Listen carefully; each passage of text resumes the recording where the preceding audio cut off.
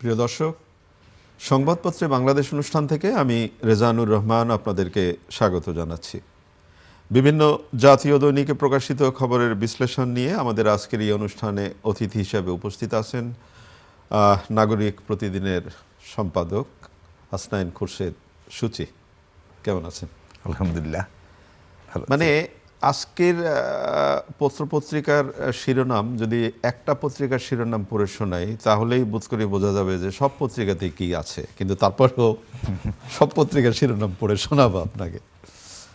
দৈনিক প্রথম আলো, দেশে প্রত্যাবর্তনের এক অভূতপূর্ব দৃশ্য, উই হ্যাভ আ প্ল্যান, গণসংবর্ধনায় তারেক রহমান। দৈনিক যুগান্তর, ঐতিহাসিক গণসংবর্ধনায় তারেক রহমান, প্রিয় বাংলাদেশ গড়ার দৃঢ় প্রত্যয়, মানুষের ভাগ্য পরিবর্তনের নতুন পরিকল্পনা। দৈনিক সমকাল, নিরাপদ শান্তিপূর্ণ দেশ গড়ার বার্তা। কালের কণ্ঠের শিরোনাম, I have a plan, Tarique Rahman. দৈনিক Ittefaq, I have a plan, ঢাকার জনসমুদ্রে Tarique Rahman. Bangladesh Pratidin, I have a plan. মানব জমিনের শিরোনাম, বাংলার লুথার কিং বললেন আই হ্যাভ এ প্ল্যান।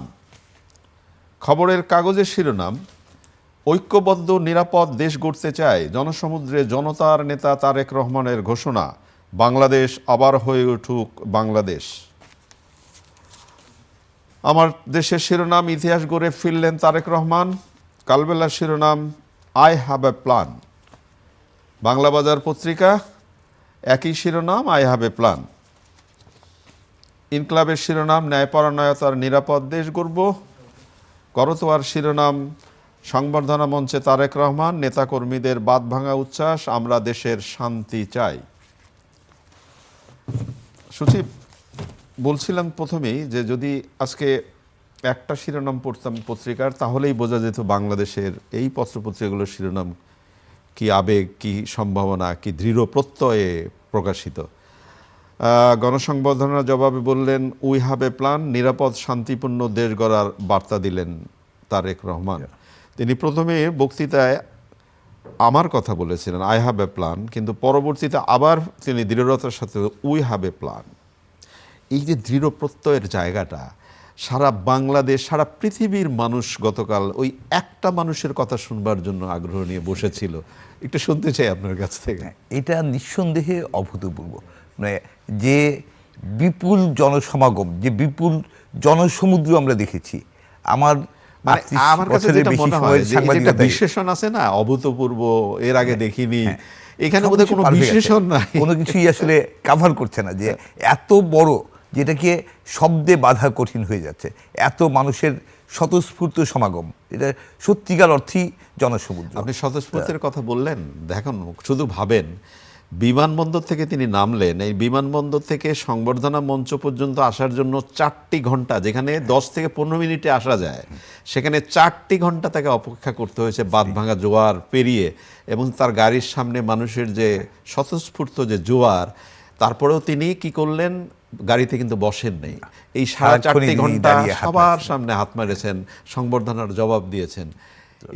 এটা তো মানে আমি যদি আরেকটা বিষয় আসি, যে বাস্তবতা হচ্ছে যে তারেক রহমান সাহেব দীর্ঘ 17 বছর পরে দেশে ফিরছেন, এবং তার যে দেশে ফেরা, দেশের মাটিতে পা রাখা, দেশের জুতো খুলে তিনি খালি পায়ে এই দৃশ্যটাতে একেবারে অভূতপূর্ব শুধু না, অসাধারণ। এবং যারা টেলিভিশনের পর্দায় দেখেছেন তাদের অনেকেই অশ্রু সজল হয়ে গিয়েছিল। দেশের মাটিকে ছুঁয়ে, দেশের মাটিকে মানে তার প্রতি যে সম্মান জানানো, এই ভালোবাসা, এই ভালোবাসা, দেশের প্রতি ভালোবাসা, দেশের প্রতি অগাধ দেশপ্রেম, তারই বহিঃপ্রকাশ বলে মনে হয়েছে। এবং তিনি যে তখন তার যে, আপনি যদি তার মুখের অভিব্যক্তির দিকে দেখেন, যে তিনি যখন মাটি ছুলেন, তিনি যখন মাটি হাতে তুলে নিলেন, আলদা ভরে মাটি হাতে তুলে নিলেন, অসাধারণ। মানে এবং তার আগে মাটি তোলার আগে তিনি তার জুতাটা খুললেন, মোজাটা খুললেন, তারপরে তিনি খালির স্পর্শটা নিলেন, মাটির স্পর্শটা নিলেন, তারপরে কিন্তু তিনি মাটিটা একজনকে দিলেন, তার সহজে দিলেন, তারপরে তিনি মাটিটা কিন্তু আবার ছুঁয়ে নিলেন। তো মানে দেশের মাটিতে ফেরার, এবং এত স্বপ্নের দেশ, এত প্রাণের দেশ, সেই দেশের মাটিতে ফিরে আসার জন্য তার যে মানে প্রবল আকাঙ্ক্ষা ছিল, প্রবল ইচ্ছা ছিল, আমার মনে হয়েছে সেটারই বহিঃপ্রকাশ আমরা এবং কালকে এটা দেখলাম। সারা দেশে গতকাল সারা দেশের মানুষকে একদম হৃদয় ছুঁয়ে গেছে যে আমরা একটা নেতা চাই, এমন নেতা চাই যে নেতা দেশকে এত বেশি ভালোবাসে। আপনি খেয়াল করেন যা তার বক্তৃতার প্রত্যেকটা শব্দের জায়গা থেকে একটা বিস্ময়কর, শুধু না, একটা প্রত্যাশা, একটা স্বপ্ন, একটা বাস্তবায়নের একটা স্বপ্ন। যেমন উনি প্রথমে বললেন আই হ্যাভ এ প্ল্যান, এবং মার্টিন লুথার কিং এর কথা বলে তিনি শুরু করলেন, এবং পরবর্তীতে কিন্তু উনি আবার সংশোধন করে দিলেন যে উই হ্যাভ এ প্ল্যান। এই যে উই হ্যাভ, আই হ্যাভ, আমরা, আমাদের প্ল্যান, এইটা কিন্তু মানুষকে খুব নাড়া দিয়েছে। নিঃসন্দেহে উনি বেশ কিছুদিন ধরেই বলছেন আমি না আমরা, আমরা না সবার আগে বাংলাদেশ। সো উনি বারবারই কিন্তু সবার আগে বাংলাদেশকে রাখতে যাচ্ছেন, এবং তার যে স্লোগান সবার আগে বাংলাদেশ লেখা। সো বাংলাদেশ আসলে এমন একজন নেতা চাচ্ছিল, বাংলাদেশ এমন একজন মানুষ, এমন নেতৃত্ব চাই যেই নেতার কাছে আসলেই অন্য কোনো দেশের স্বার্থ না, বরং বাংলাদেশের স্বার্থই সবার উপরে থাকবে, এবং বাংলাদেশকে প্রাধান্য রেখেই, বাংলাদেশের স্বার্থকে প্রাধান্য রেখে দেশকে এগিয়ে নেবেন। সেই পরিকল্পনা আমরা আশা করি। তিনি কালকে বলেছেন যে উই হ্যাভ এ প্ল্যান, এবং সেই প্ল্যান আসলে কি সেটা জানার জন্য সারা দেশের মানুষ অধীর আগ্রহে অপেক্ষা করছে। একই সাথে তিনি বলেছেন নিরাপদ শান্তিপূর্ণ দেশ গড়ার বার্তাও তিনি দিয়েছেন একই সাথে। এবং একটা বিষয় যদি আপনার সাথে কথা বলতে চাই, আমাদের এই তিনি এখন তরুণের জায়গা থেকে তরুণদের আহ্বান জানিয়েছেন যে তাদেরকে এই দেশ গড়ার স্বপ্নে মানে নেতৃত্ব দিতে হবে। কিন্তু আপনি কি খেয়াল করেছেন যে তারেক রহমানকে তার ঐতিহ্যের জায়গাটা দেখেন, বাবা প্রেসিডেন্ট, মা প্রধানমন্ত্রী, তার সম্ভাবনার সামনের জায়গাগুলো আমরা দেখতে পাচ্ছি। তাকে বাবার সময়কার মানুষগুলোকে নিয়ে কাজ করতে হবে, মায়ের সময়কার মানুষগুলোকে নিয়ে কাজ করতে হবে, তার সময়কার যে তরুণরা ছিল তাদেরকে নিয়ে কাজ করতে হবে। আরেকটি ব্যাপার আছে, যে তরুণদের তিনি দেখেননি এই 17 বছর, তাদেরকেও নিয়ে তাকে কাজ করতে হবে। এটাকে কিভাবে দেখছেন আপনি? আর আমার কাছে মনে হয়েছে যে তারেক রহমান সাহেব শুরু থেকেই আসলে তার একটা ভাবমূর্তি করে তুলেছিলেন যে তিনি তারুণ্যের প্রতীক, তারুণ্যের নেতা। সেই ভাবমূর্তি কিন্তু তিনি আজকেও ধরে রেখেছেন। 17 বছর আগে কিংবা তারও আগে আমি প্রথম তাকে মানে রাজনৈতিক অঙ্গনে ধরেন 2001-এর নির্বাচনের সময়, নির্বাচনের আগে, নির্বাচনের পরে দেখার সুযোগ হয়েছে, বা তার একাধিক ইভেন্ট, পলিটিক্যাল ইভেন্ট কাভার করার সুযোগ হয়েছে। সো আমি দেখেছি যে তখনও তার মধ্যে এক ধরনের তারুণ্যদীপ্ত নেতৃত্ব ছিল। এখনও তিনি আসলে তারুণ্যকে, মানে এখনকার যে তারুণ্য, এখনকার যে প্রজন্ম, নতুন যে প্রজন্ম, তাকে দারুণভাবে প্রাধান্য রাখছেন, এবং তার স্বপ্নকেই আসলে তিনি বাস্তবায়ন করার চেষ্টা করবেন এটা মনে হচ্ছে। তার মধ্যে আরেকটা বিষয় আমি একটু করতে চাই। তিনি বারবার একটা কথা বলেছেন যে সব ধর্মের, সব সম্প্রদায়ের, সব গোষ্ঠীর নারী, পুরুষ, শিশু, বৃদ্ধ সবাইকে নিয়ে দেশ গড়া। যেই জায়গাটায় আমরা আসলে বিভেদ দেখছি অনেক দিন ধরেই, যে এক ধরনের উগ্রবাদিতার প্রশ্রয় ঘটেছে 5ই আগস্টের পরে, যেটা আমাদের কাছে একদমই অনাকাঙ্ক্ষিত ছিল। এক ধরনের নারী বিদ্বেষের। আপনাকে যদি একটু জাস্ট আলোচনার জন্য ধরিয়ে দিই, মানুষের গতকাল সাধারণ মানুষ থেকে শুরু করে বিভিন্ন আলোচনা, সব জায়গায় একটাই বিষয় উচ্চারিত হয়েছে, তারেক রহমান এখন কি তিনি পার্টির নেতা হবেন নাকি দেশের নেতা হবেন? এটাই কিন্তু সবচেয়ে, দেশ কিন্তু তাকে চায়, দেশের নেতা হয়ে উঠবেন কিনা সেটা এখন দেখবার বিষয়। নিঃসন্দেহে, কারণ একটা বিষয় মনে হয়েছে কালকে তার প্রত্যেকটি কথাই, শব্দ চয়নে, তার প্রত্যেকটি কথার সময় তার যে অভিব্যক্তি, তার যে প্রত্যয়, সেটা আমাদের মুগ্ধ করেছে। এবং তিনি যেটা বারবার জোর দিচ্ছিলেন যে সবাই, এবং তিনি মানে আমি একটু আগে যেটা বলছিলাম যে সব ধর্মের মানুষের কথা বলছিলেন।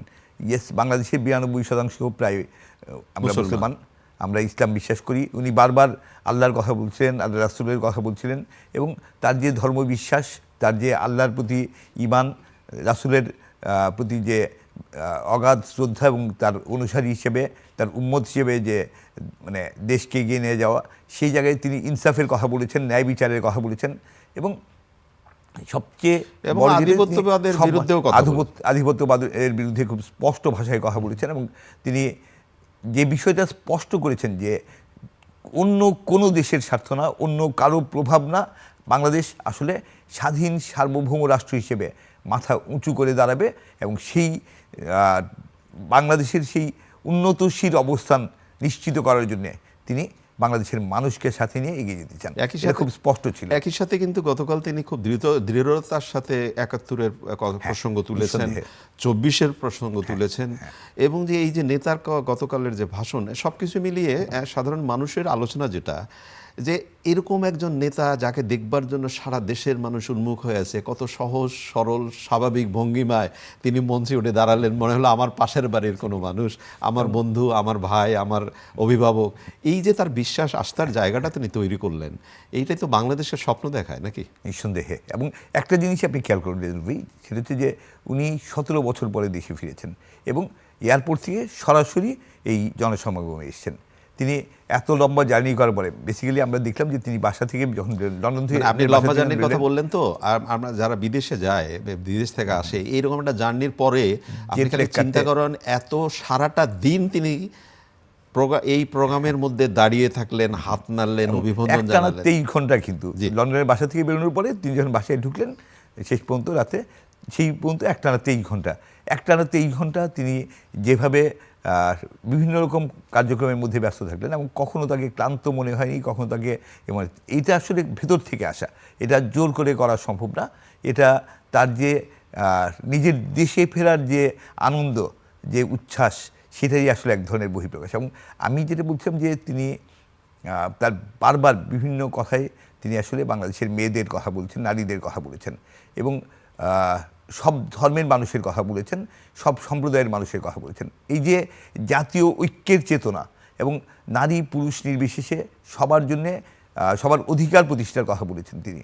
তো আমরা 5ই আগস্টের পরে আশা করেছিলাম যে বাংলাদেশ সব মানুষের দেশ হবে এবং সেখানে কেউ কোনো রকম ভিকটিম হবে না, কোনো রকম বঞ্চিত বোধ করবে না, একটা বৈষম্যহীন সমাজ হবে।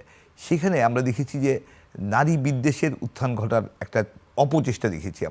আমরা দেখেছি যে সাম্প্রদায়িক উস্কানির অপচেষ্টা দেখেছি, কিংবা ধর্মান্ধতার প্রশ্রয় দেখেছি।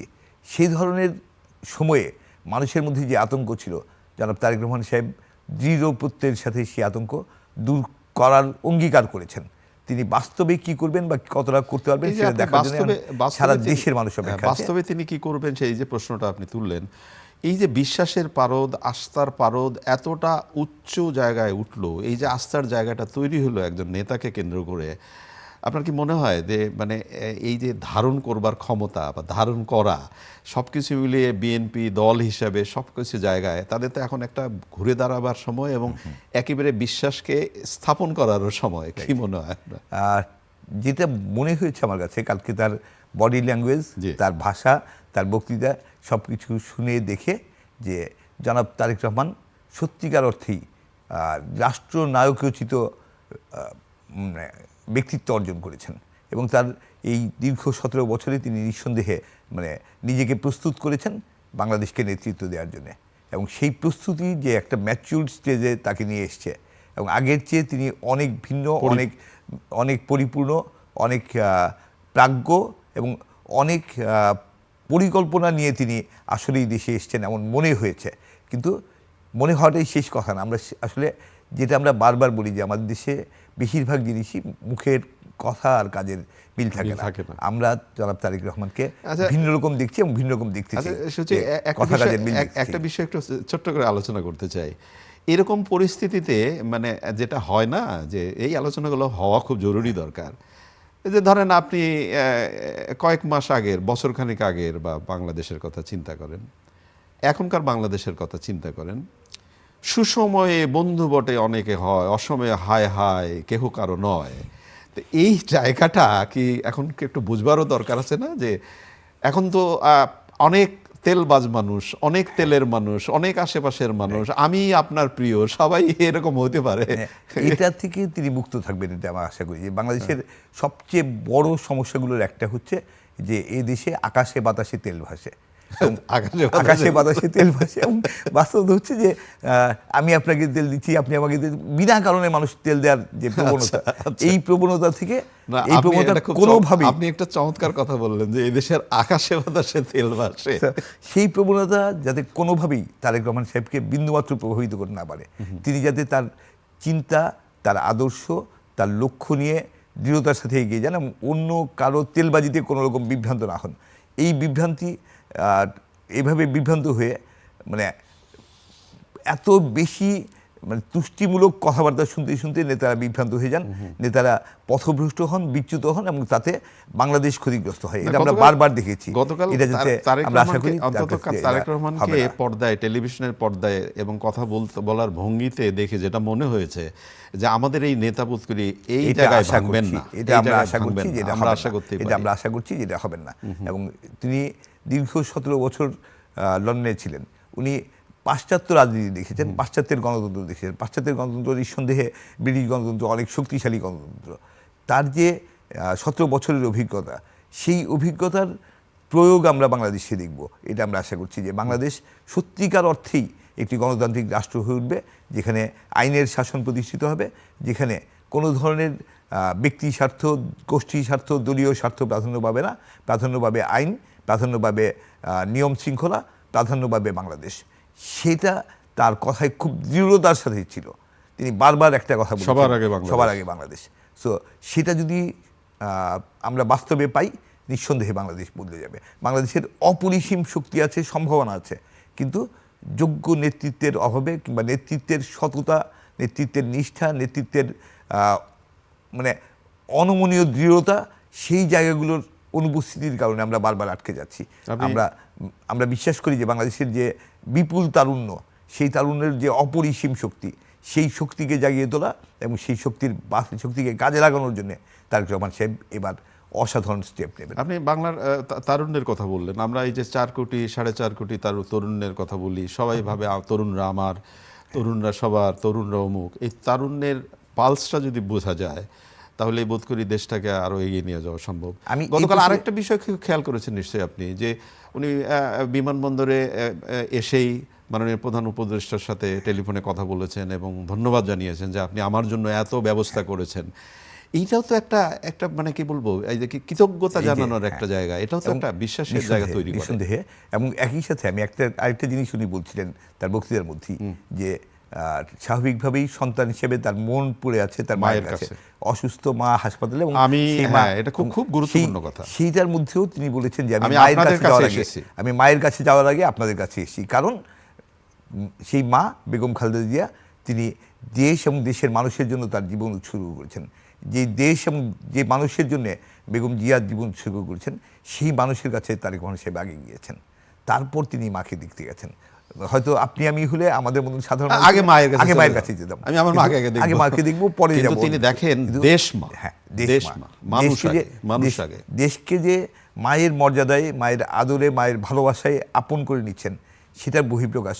মানে কিন্তু বিষয়গুলো যদি শুধুই মানে আমরা অনেক ক্ষেত্রেই দেখে এসেছি যে এইগুলো শেষ পর্যন্ত রাজনীতি বা লৌকিকতাই হয়, এটা তারেক রহমান সাহেবের ক্ষেত্রে হবে না, এটা আমরা বিশ্বাস। বাংলার লুথার কিং মানবজমিন শিরোনাম করেছে।